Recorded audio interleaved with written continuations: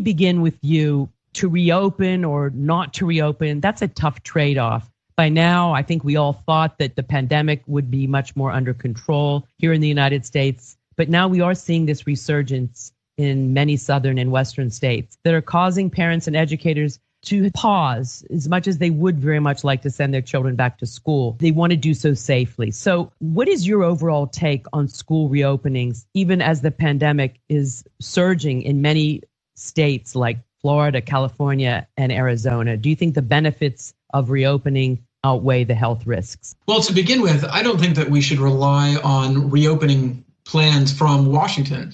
They cannot possibly be specific enough to address the needs of school districts around the U.S.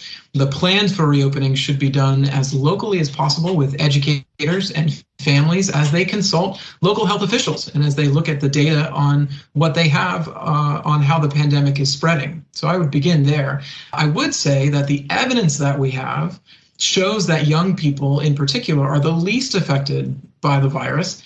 And I'm sure we'll get into this a little bit more in the show, but the evidence from the move to online learning, especially from some of the larger districts in the U.S., left a lot to be desired, and parents were not satisfied. And in fact, thousands of students may have been lost. Indeed. Well, that's certainly worth looking at. Let me turn to you,